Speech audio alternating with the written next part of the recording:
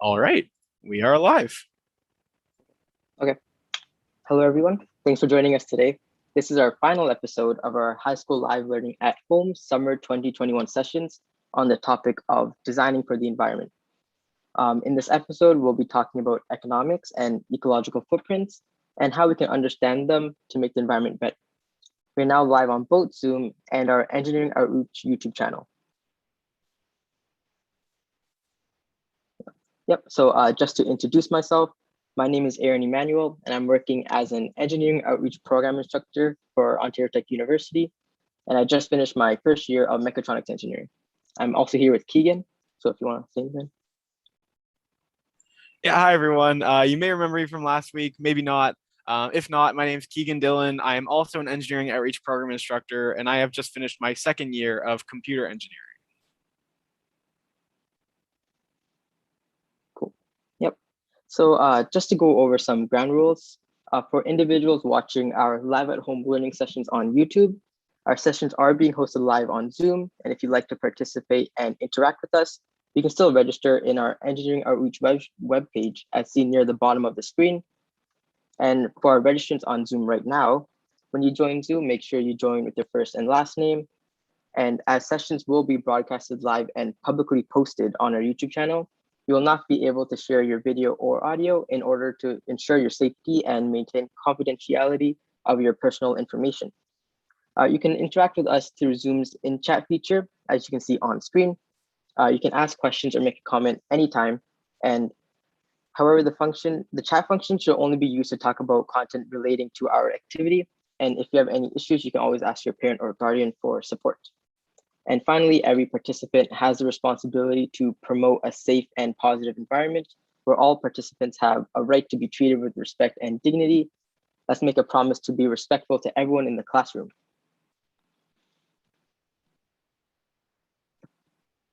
And all live learning at home sessions will be made publicly available on our Engineering Outreach channel at a later date to allow other students to learn from the content and for registrants to re-review sessions. There may be a chance that you may be recorded in the session, and if you don't feel comfortable with this, please ensure that your camera and or audio remain off, and consent to being filmed was completed during the registration process. All right. Okay, so you might have heard of STEM before, but for those of you who might have forgot, STEM stands for science, technology, engineering, and math. So we use science to help us understand the world around us through experiments. We use technology to create tools and machines that help us solve these problems. We use engineering to solve real world issues and design and build models. And we use numbers, shapes, and patterns to better understand the world. So you might be wondering what engineers actually do. Well, engineers invent, design, build, test, and analyze a multitude of machines and structures to solve problems while remaining safe, cost-effective, and practical. Does anyone here know any types of engineering? Might have remembered some from previous lessons. Maybe just use a chat feature. Computer engineering, yep. Civil engineering, I see some answers in chat, yep. There's also the one I'm taking, mechatronics engineering. So we want to go to the next one. Yeah, so here we can look at a couple more of the known engineering. So we have mechanical and aerospace. We have electrical, we have computer engineering. We have civil engineering, the two that you guys mentioned in chat. We have biomedical engineering. We have chemical engineering. And finally, we have mechatronic engineering. So all these engineers kind of work on different, they kind of specialize in different fields. For example, aerospace engineering, they kind of design airplanes and spaceships and satellites, while civil engineers kind of work on buildings and roads and bridges. And mechatronics engineering is actually a combination of mechanical, electrical, and computer engineering. And they kind of design things like robots.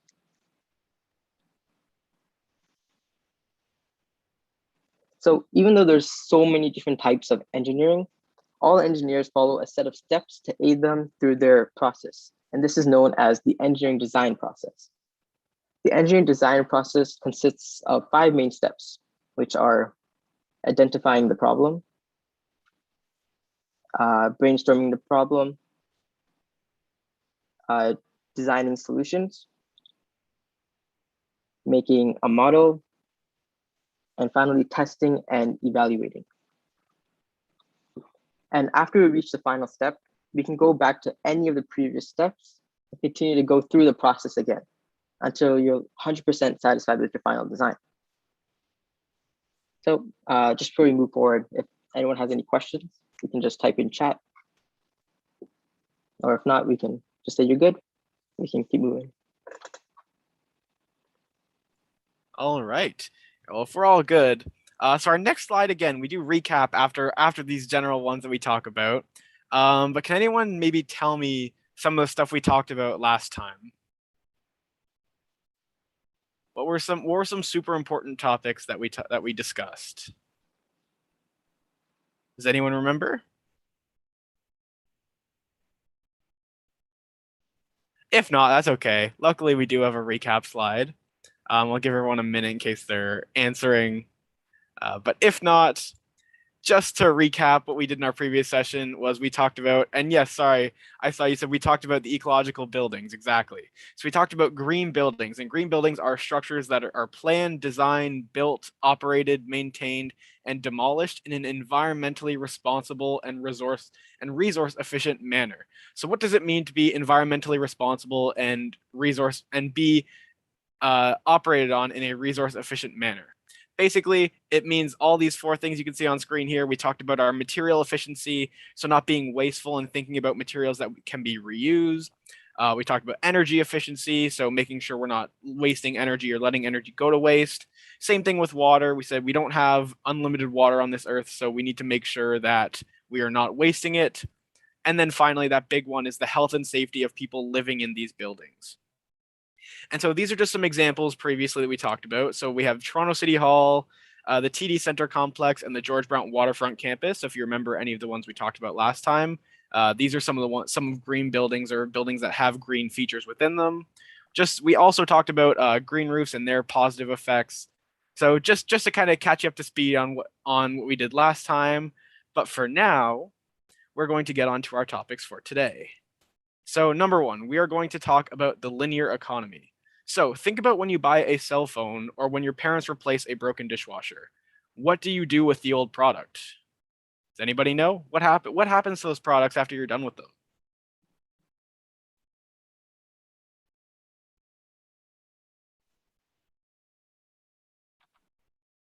Again, any ideas? What do we do? Do we keep them around forever? They're disposed of. Exactly. We dispose of them. We get rid of them. And that's kind of part of what this is. So the take, make, waste or linear economy model. So the linear economy is still the most common practice in all sectors today. And again, like I said, this uses a take, make, dispose model. Within this model, the focus is on producing and consuming as inexpensively as possible. So they're really trying to cut costs and reduce costs as much as possible. But as this model expands, we need more raw materials and therefore create more waste. So we're getting more raw materials and then wasting those. Sorry, 1 second. So basically this model, we started with this because we wanted to highlight that it is not a sustainable model. Remember we talked about sustainability last time in our materials and everything. This would be an example of something that is not sustainable whatsoever. The projected use is far outstripping the limits of the world's resources.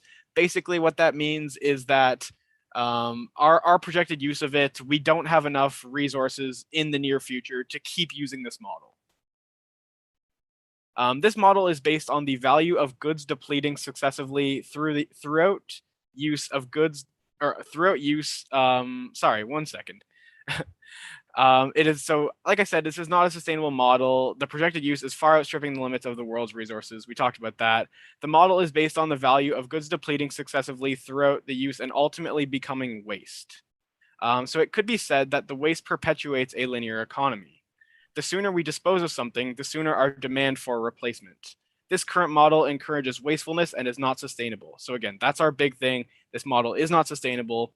You can see here, it starts with, we have our infinite resources. The take part is obviously the resource extraction. Then it's production, distribution, consumption is all part of the make part. And then we have our waste, which is that last step. And that's the part that we don't want, because then we're just getting rid of it. And like I just said, we're going to have more of a demand the more we get rid of. And so therein lies the problem. All right. So a further 3 billion middle-class consumers will enter the market by 2030, fueling demand. So again, that demand is just keeps going up. So my question to you, and I did mention this already, but how sustainable do you think this model is?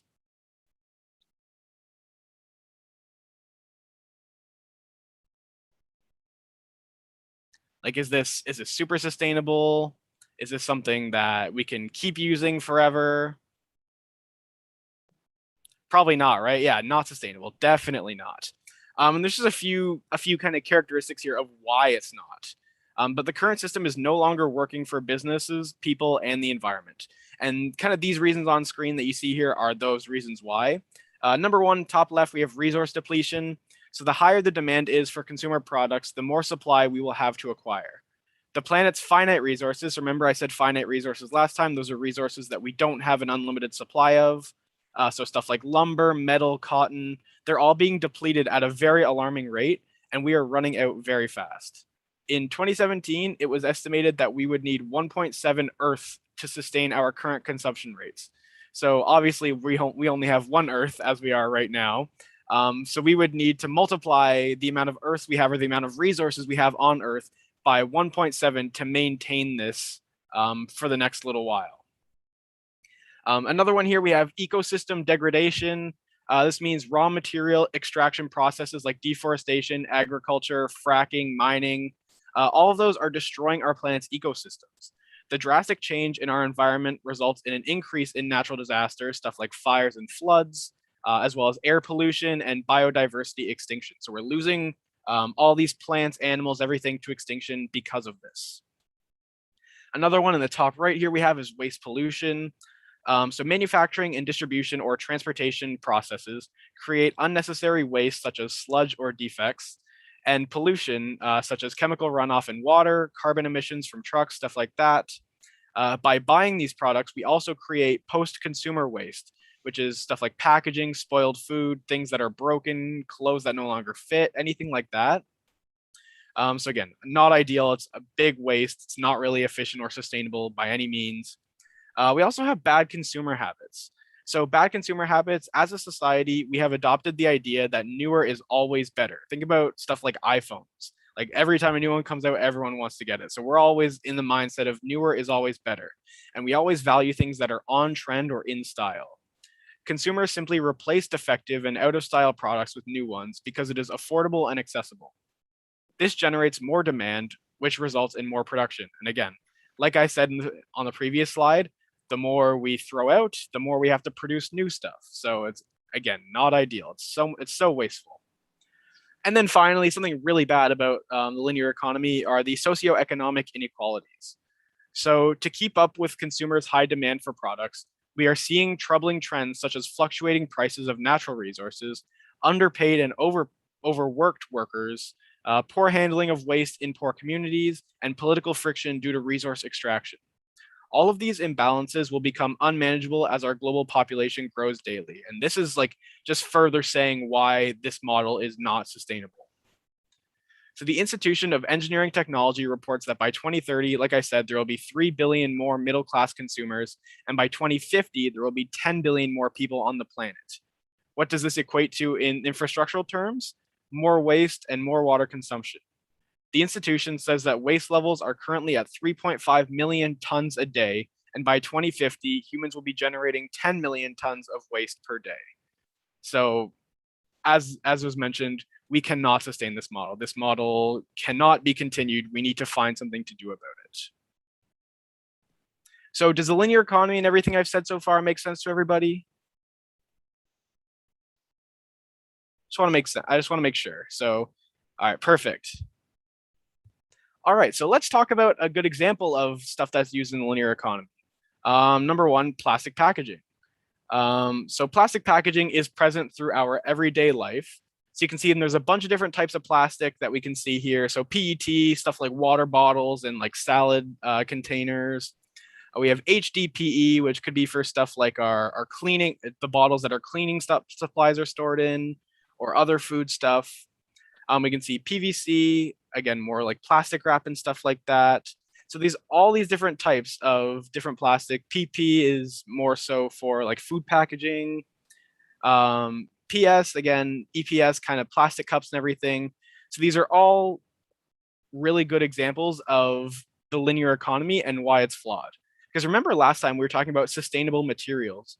And for a material to be sustainable, what did it have to have? What were some of the criteria that it had to have?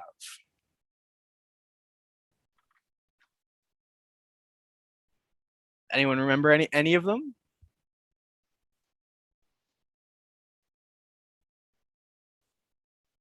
If not, remember it had to have longevity, so it had to be able to last.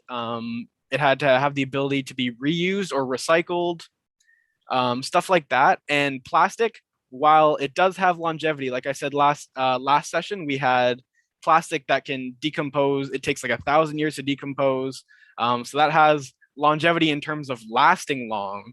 But it's horrible for the environment while it's decomposing. It's letting all these toxic gases into the air, and it's just not really ideal. So plastic packaging, again, this is why it goes back to it being part of the linear economy, is that it's present through our everyday life. We use it all the time. Obviously, we're trying to reduce the amount of plastic that we're using, but just its presence is having a massive effect on our environment and our economy. And again, just emphasizing this current system, the linear economy, use of plastic, stuff like that is no longer working for businesses, people, and the environment. And it's not so much that it doesn't work for them, because most people are just fine to use plastic, but it's that it can't continue to work for the environment and for businesses and for people. So we have here just a few graphics here. Number one, this is just to show the severity of this model and plastic production in general. So plastic production has increased 20-fold over the last 50 years. So if you look back to around 1960 or 1964, there's about 15 megatons of plastic being produced. And you flash forward to about 2014, and we've multiplied that number by 20. So 311 megatons. A megaton, just to give you an idea of the size, is 1 million tons. So we have produced 311 million tons. So again, just opening your eyes, this is kind of crazy. It can't keep going. That's kind of the main thing. So, and this little graphic on the left here these two graphics kind of go hand in hand. Number one being, obviously, plastic has multiplied by 20. The plastic production has multiplied by 20 over the last 50 years.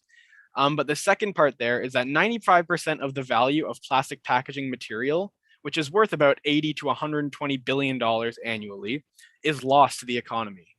This analysis builds on the first ever assessment of global plastic packaging collected for recycling rates, an assessment of average value losses during after use sorting and reprocessing, and an assessment of average material value prices. So not only are we multiplying our plastic production by 20 over the course of 50 years, we're also wasting 95% of it. So we're only actually using or continuing to use 5% of the plastic that we're producing. And so this is why this is a big problem, right? We have so much production, not using any of it.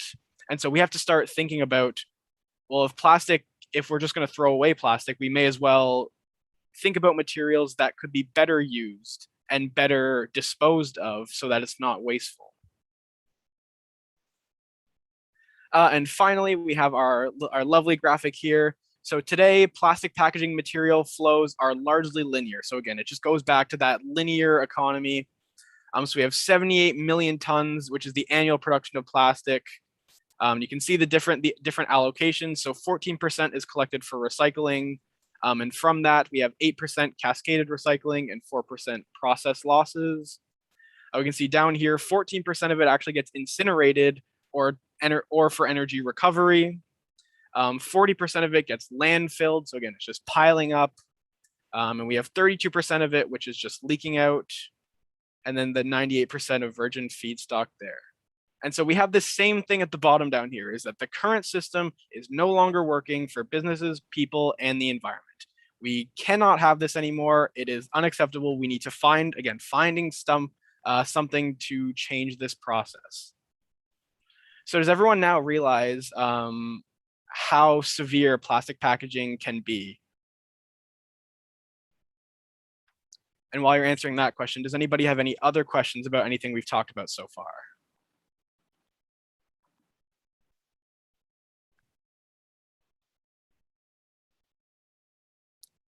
No questions? Perfect. All right. Glad that everyone's here. Again, if we're going too fast, you need us to repeat anything or you have any questions, please let us know. We are more than happy to do that. And then finally, we've got our last one here. So with an expected surge in consumption, negative externalities related to plastics will multiply. So we talked about it's multiplied by 20 in the last 50 years.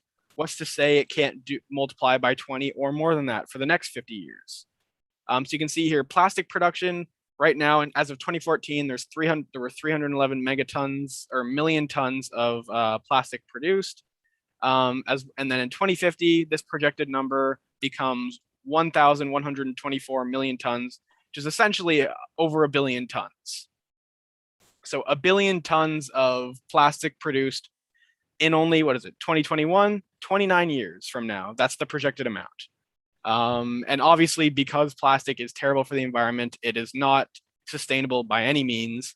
Again, we can't have this. This current system is no longer working, as it keeps saying. As well as this, we also have the ratio of plastics to fish in the ocean by weight. So what this ratio means is that for every 5 fish, there is 1 piece of plastic in the ocean. So not only is this harmful, because not only is it harmful as in plastic, it can't decompose, it's bad for the environment. It could affect our natural life. So stuff like in the oceans, if there's 1 water bottle or 1 piece of plastic for every 5 fish or aquatic life, even right now, that's awful to think about, because the amount of sea life or just animals in general that are affected by this is really heartbreaking. And it's sad right now because in the future, as it says, projected in 2050, we have greater than 1-to-1 ratio, which means that there's likely going to be more plastic in the ocean than there are fish, or than there are fish in the ocean by weight. So more plastic than fish in a place where fish are living. Think about that.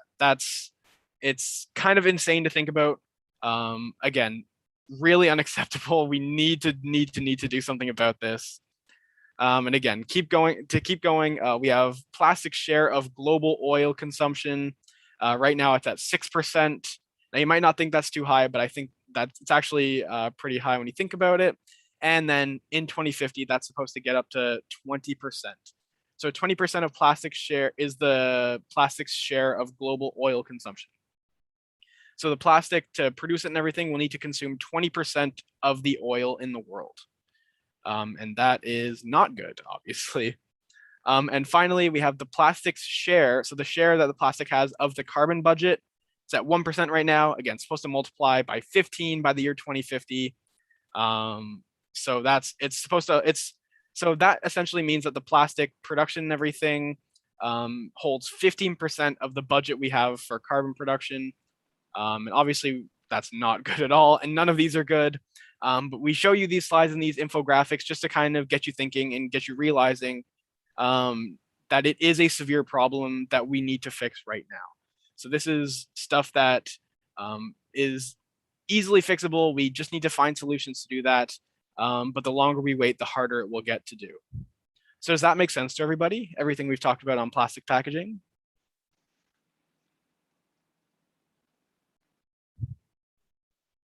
Yes, it does. Awesome.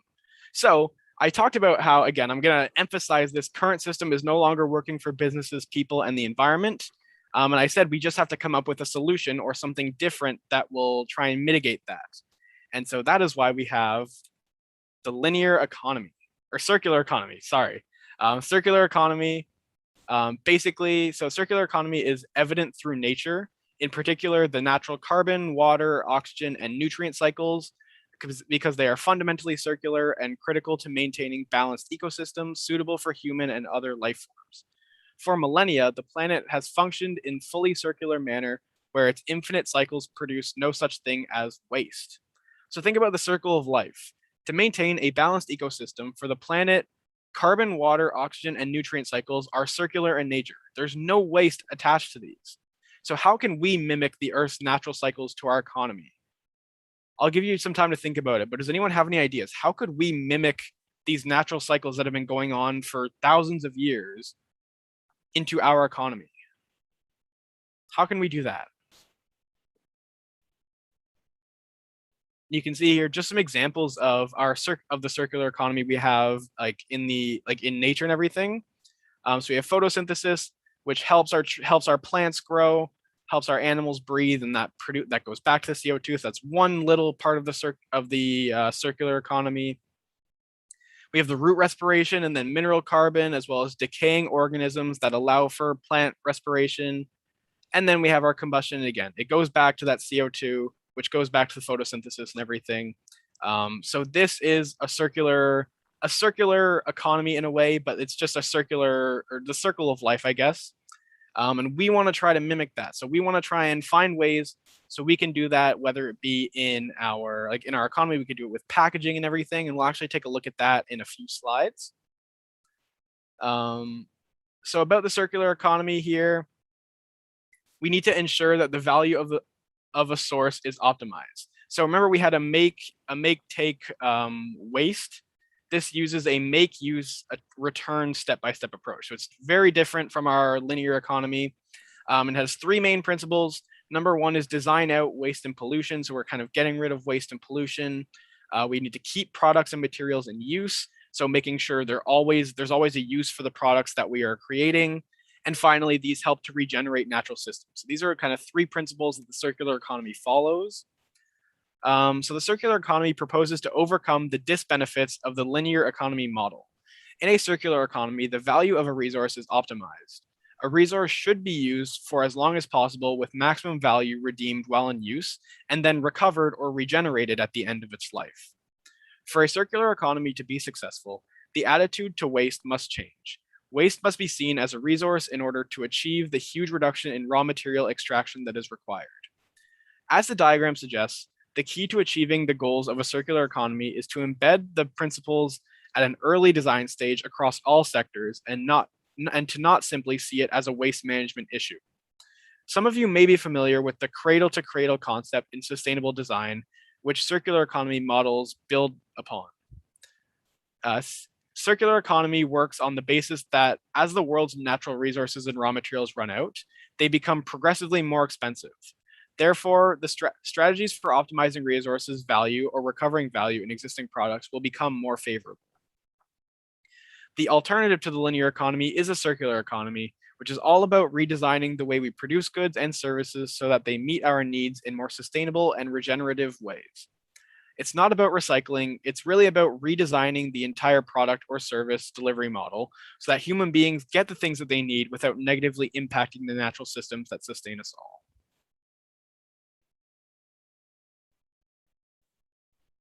And so just to finish off here, as you might have asked this question, maybe not, but wouldn't this just be recycling? Following a circular model, wouldn't that just be recycling? But as well as recovering and repurposing resources, the circular economy is about designing out waste and pollution. So that big part highlighted in orange there's a few of them here, super important parts. So it's all about designing out waste and pollution from the ideation phase, creating new consumer ownership and retail models, and building novel systems to reuse products. All of these approaches will help develop an economic system that is both restorative and regenerative by design.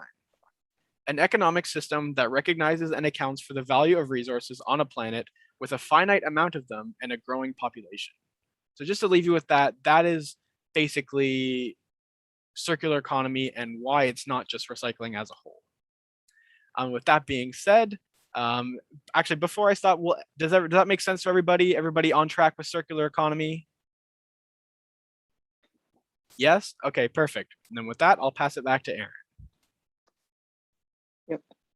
So now that we kind of looked over what linear economy and circular economy is, let's try to do like a side-by-side comparison and look at their step plans, their focus, their system boundaries, their reusability, and their business model.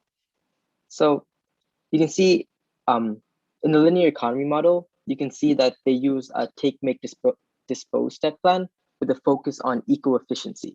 Its system boundaries are short-term, as in purchases to sales. For reusability, it's often downcycled, meaning that the products are often of lower quality.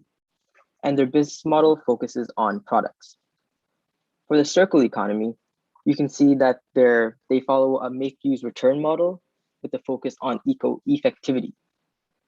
Its system boundaries are long-term, as in it has multiple life cycles.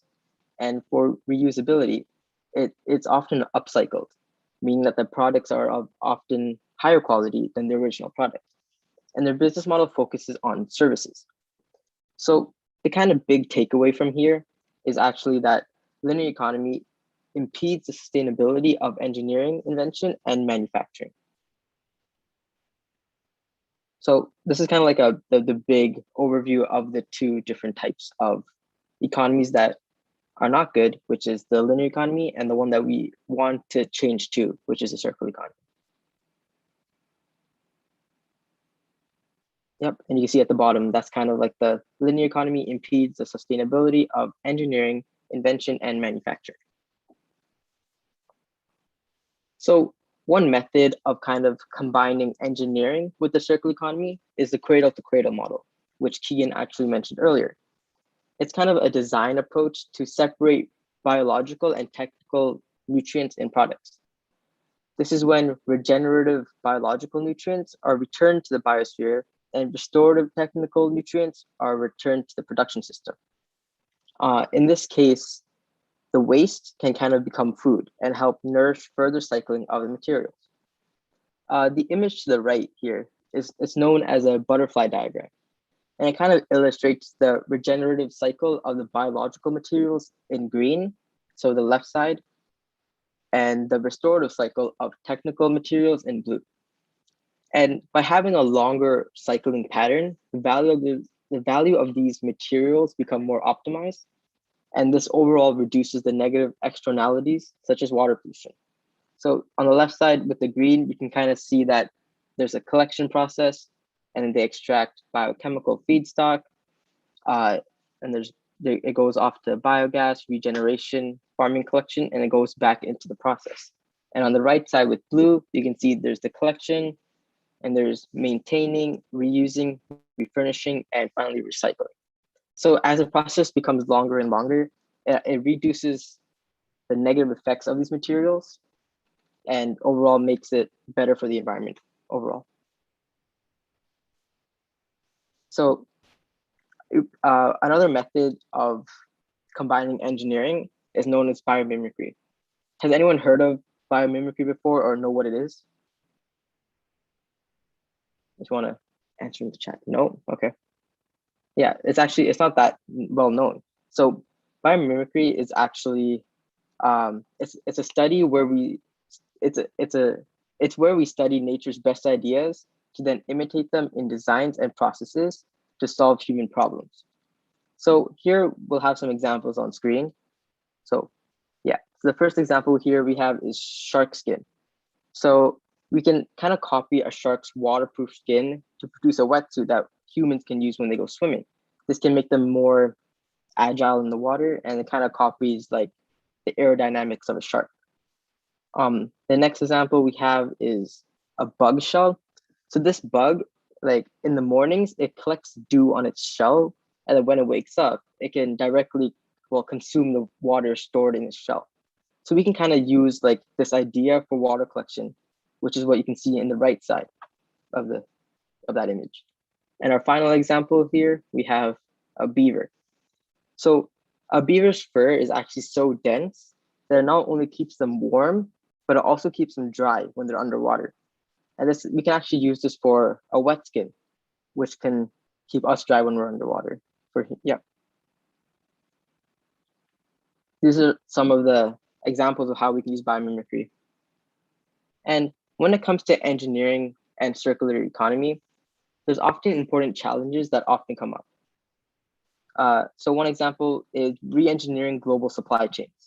This allows us to reorganize and streamline pure material flows and innovate demand-focused business models, as well as shift the supply chain to the customer.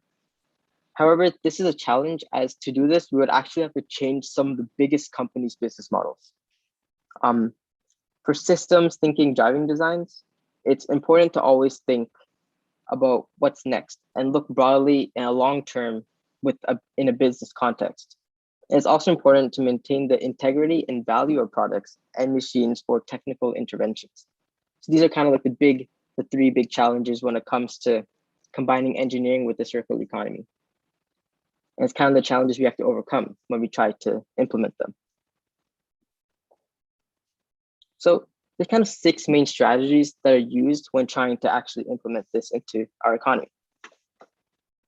So the first example we have is product as a service. This is kind of where you lease access to a solution rather than selling the entire ownership of this product. This can kind of reduce the waste, because after you're done with it, you can kind of return it back instead of just throwing it out. The next solution we have is embedding intelligence. This is kind of where you build technology into the materials or products to gather user data and generate valuable insights. So this kind of saves materials, because since it's actually built into the products itself. The next example we have is product life extension. This one kind of speaks for itself, where you kind of extend the life cycle of products to ensure that they're actually being used longer and longer, and so that they remain economically useful. So a good example of this is like batteries. In the past, batteries would often, well, if they're unrechargeable, they would die often, you just throw them out. But by increasing the battery life of these batteries, you can use them longer, and it reduces the waste that it would produce in the long run. The next example we have on the next slide, is smart material choices. This is kind of when you consider a product's end of life treatment and the choice of the materials when you build this product. So example you can see on the image is where like these bottles, they're being used to store different types of materials and things like that. The next example we have is a closed loop solution, where you kind of provide a service to collect old or used products and by doing this, you recover the value of these materials. So a good example of this can be when like these big recycling things, they kind of like ask you like, oh, bring in your batteries now, bring in your phones now. So these materials then go through a proper recycling process, so that instead of being lost like the other 95%, the 5% is actually being recycled the way they're supposed to be.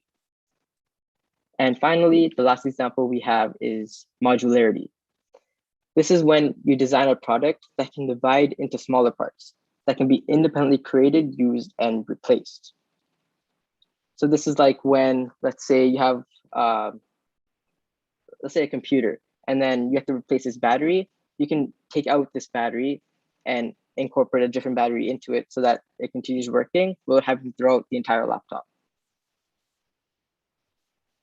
So does anyone have any questions about those 6 solutions, just because it's quite a lot of information?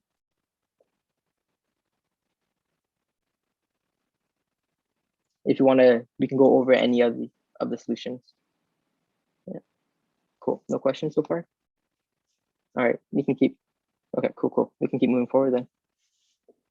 So going back to biomimicry from earlier, we can let's go ahead and break it down into its foundations.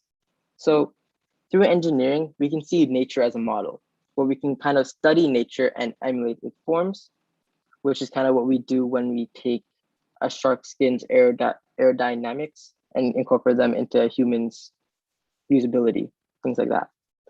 We also have nature as a measure, where we use an ecological standard as a judge of sustainability for our innovations. So I think Keegan kind of talked about this earlier, where we see like we have to make sure that these materials are reusable and that we use the ecological standard of that to see if it's sustainable. And finally, we have nature as a mentor, where we understand that nature is not something we want to extract from the world, but to actually learn from it. So when we do this, we don't want to destroy these materials as we're learning from them, but we want to keep them as they are and use them to better our innovations. Yep. So after hearing about these facts about the world we have right now and the world that it might become in the future, you're probably wondering what you can actually do to help. Well, as you may have heard, every little gesture counts. Things like composting your food scraps, donating and reselling used and unwanted products, and supporting businesses that source materials sustainably are great ways to help reduce the strain of the linear economy and improve the circular economy. And of course, educating yourself more on circular economy can also help and make a big difference in the end.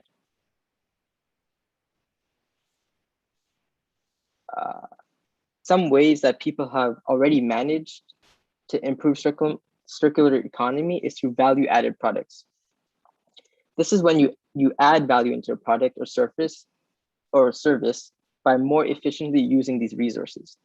This is like using recycled plastic for food storage, or creating desks out of sawdust and plastic, or changing water bottles into raincoats and milk jugs to toys.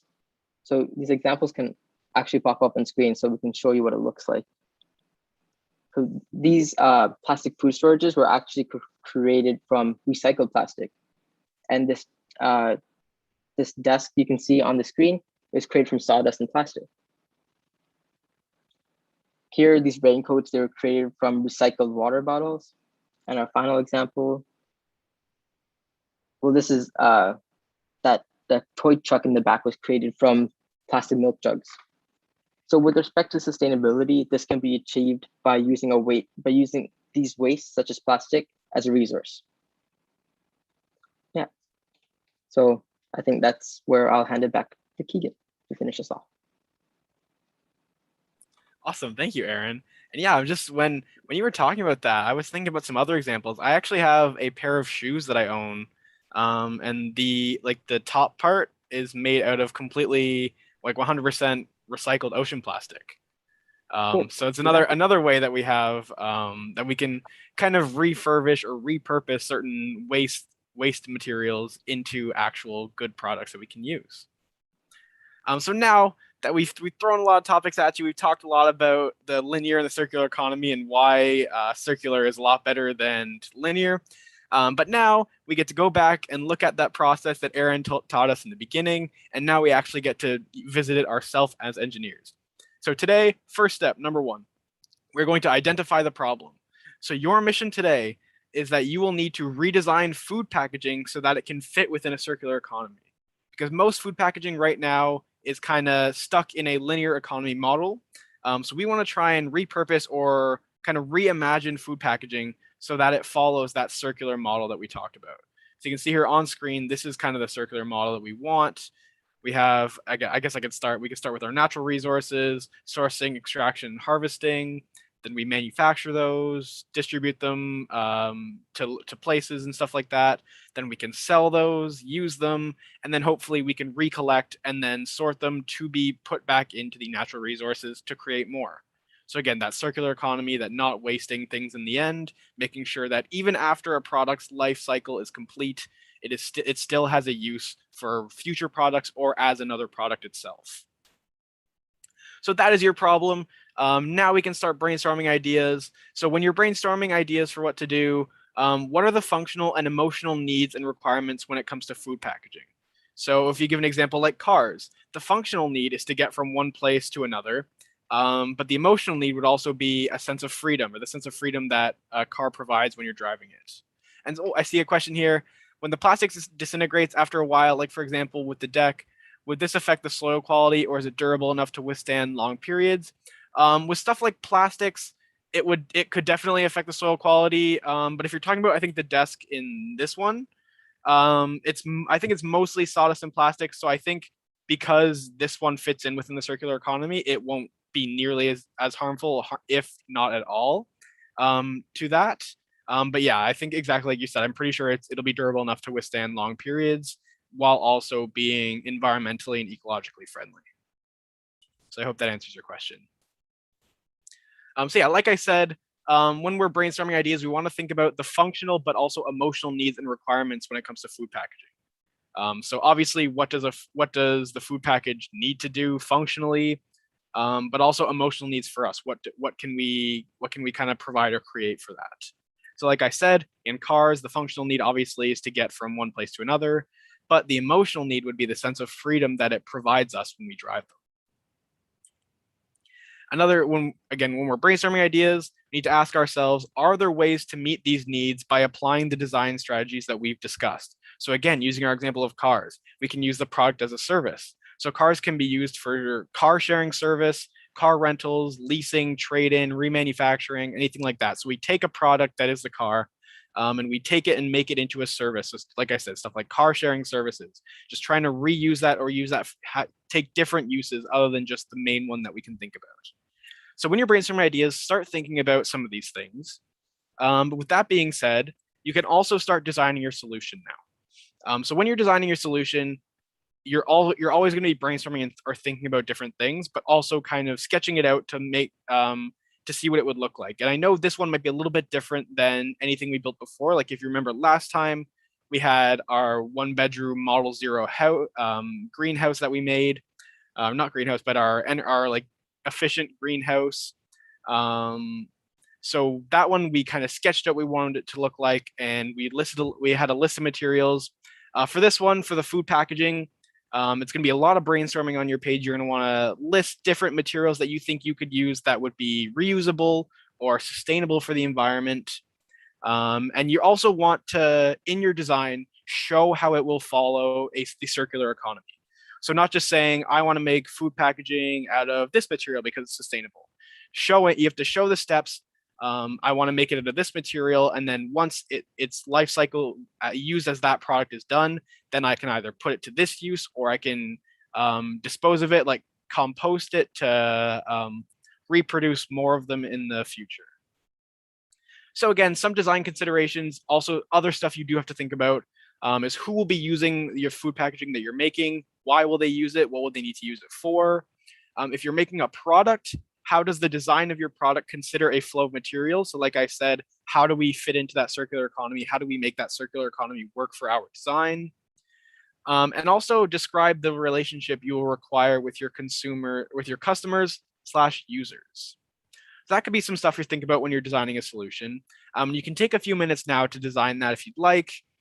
And if you do have materials, you are more than welcome to make this. If you don't have the materials at home, no worries. You can always just draft up a concept like you can see on screen here. So they have here what's called the beefbreak.com.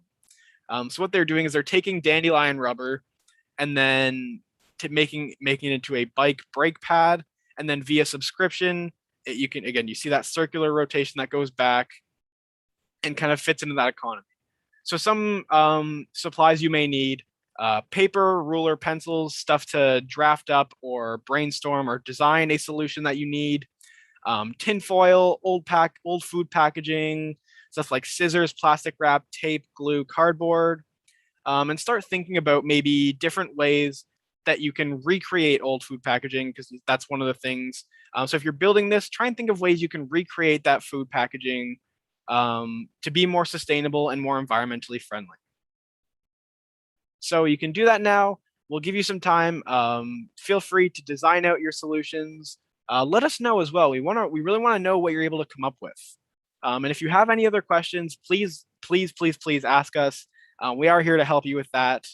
But yeah, if you have the materials, you are more than welcome to start designing. And then if you have the extra materials to start building, you are also able to do that. And so I have another link here that I'm going to open up. It's another picture, just to give you a better visualization of the circular economy, or a product or solution to that problem that we identified that could fit into the circular economy. So this is a resource I was able to find online called the Lotus Box. So I guess I could start at any point because it is a circular model. So let's start with the urban bioloops. We have all this food stuff that is all this like food and everything that is made actually into packaging. And then this packaging you can see up here, I'm actually going to split off and go back to the aquaponics here, which is like our underwater plants, and then our lotus leaves. So we farm those and then turn them into a lining for the package. And so the folding method, we use a natural adhesive to fold it in. And then this becomes a food waste bundle because it's made out of lotus leaves. This actually becomes a food waste bundle, which can be recycled and collected and separated and go back to the urban bioloop, or it can be composted here. So if it gets composted, again, perfect. We can use it to grow more plants or vegetation, anything like that. It's being reused for something else.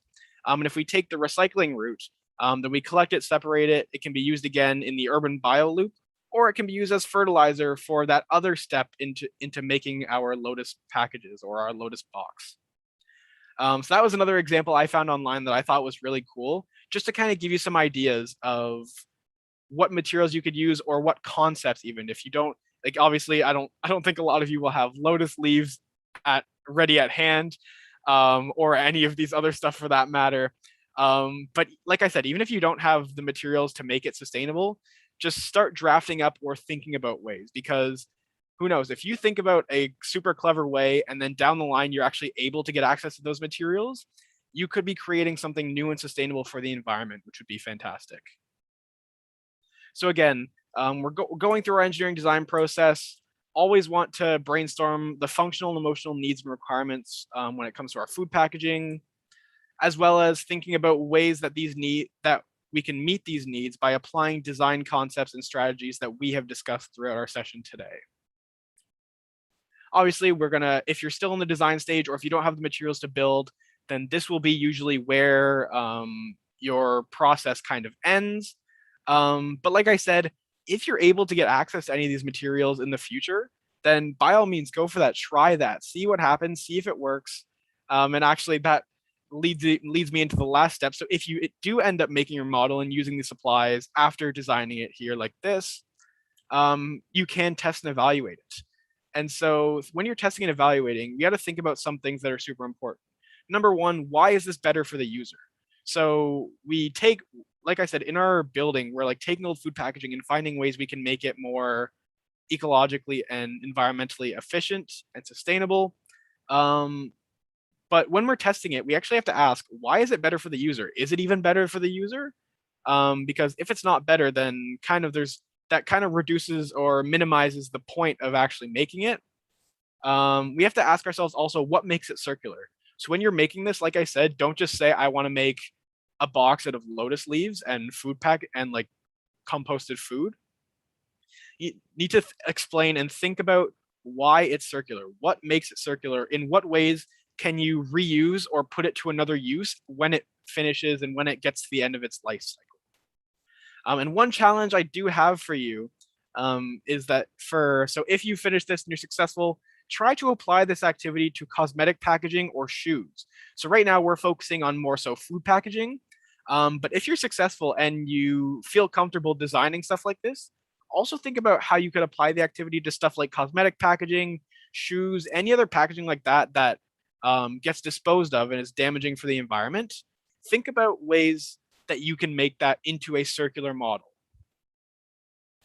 And then, as always, when you're testing, you need to ask yourself if what worked, why did stuff work? Because the more we understand how and why something worked, the better we'll be able to explain it to anybody else if they need help with it. We need to see if there's any changes we need to make. So obviously, if anything goes wrong in our testing or through any of our steps, we need to think about what changes we can make or what went wrong and maybe why it went wrong. And then also thinking about different questions, like always ask questions when you're testing. So if you don't know, like, oh, I don't know why this didn't compose properly, or I don't know why my design isn't as functional or isn't circular. I thought like I followed the model. Why is it not circular? So always asking yourself those questions. So then you can kind of get some ideas for what to change or where to go back within the engineering design process to improve your model. So does that make sense to everybody? Does anybody have any questions about the challenge that we have posed for you today?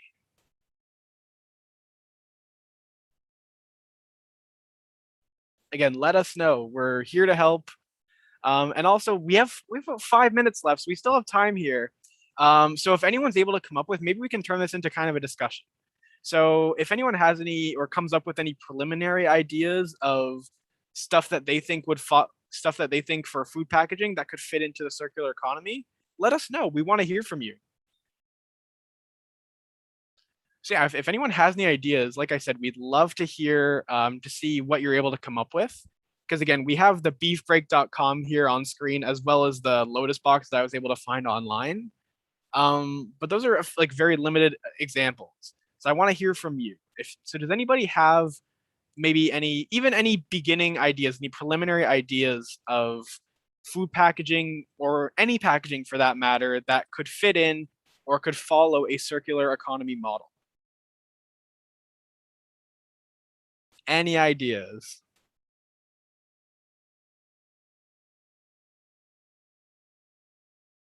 If you don't, that's not a problem. Again, it takes people that are working on this as their jobs. It takes them a long time to figure this out and develop these. So there's really no rush here. Take as much time as you need. But we are also here if you have any other questions about anything. So I'll also ask that, since it is, we are getting towards the end of our session here. We're not quite done. But does anyone have any questions or want me to revisit any topics that we've talked about so far? And Nishiko says, I was thinking maybe bamboo containers. Interesting. So what would you use those bamboo containers for? Like what specifically would be the use for that? And here, I'll go back to our design considerations as well. Because yeah, basically what I'm asking you here is some of our design considerations. So who will use it? Why will they use it? What will it be used for? For food packaging, maybe like fruits and vegetables. Awesome, interesting. So then I'll ask you then, how does that design of your product consider a flow of materials? How does that fit into the circular economy?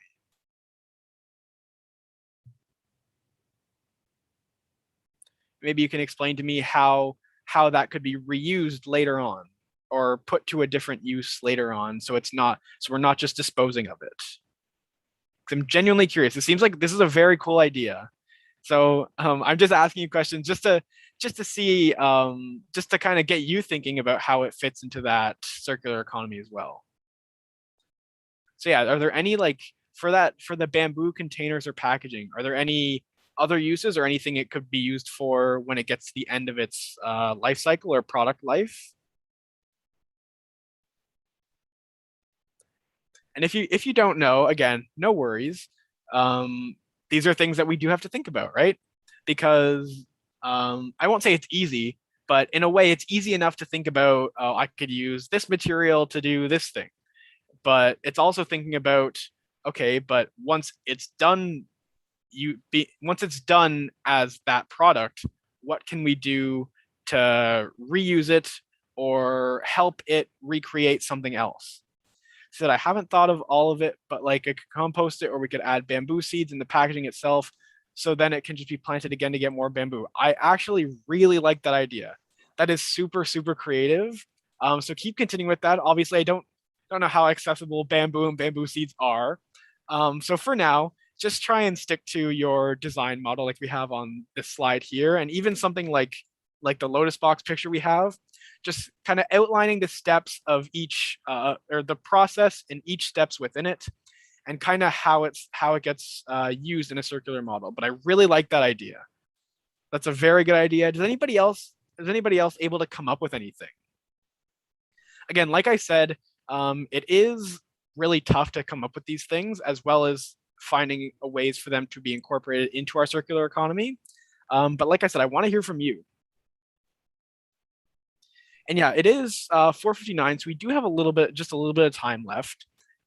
If you are able to come up with a model like this, we also encourage you to share it with us on social media, stuff like that, because we really love to see what you're able to come up with. We kind of just present these topics here and then hopefully help guide you through the process. But to see what you can come up with is kind of the best part for us. So yeah, if you have any questions or anything else you want to share, let us know. This isn't my idea, but I've also seen gelatin films used as food packaging, which I think is quite interesting. Yeah, that's also another interesting thing. So again, I'm not 100% sure how that works in terms of circular economy, but it also does sound interesting. Nishika, I actually like your idea like a lot. I like the bamboo packaging. I think that's very cool and very clever. Oh, and as I'm just looking at my clock here, I can see that it is 5 o'clock. So that means it is the end of our session. And unfortunately, the end of our set of sessions that we've had here. So just going to say a few things. On behalf of all of us here at Engineering Outreach, we thank you for coming to these programs. You coming is really what makes it fun for us as well. So we've loved having you these past few sessions as well. We hope to see you again in the future. And again, it is 5 o'clock, so it is the end of our session. If you have any extra questions, please stick around. But if not, you are free to go, and we hope you have a great summer.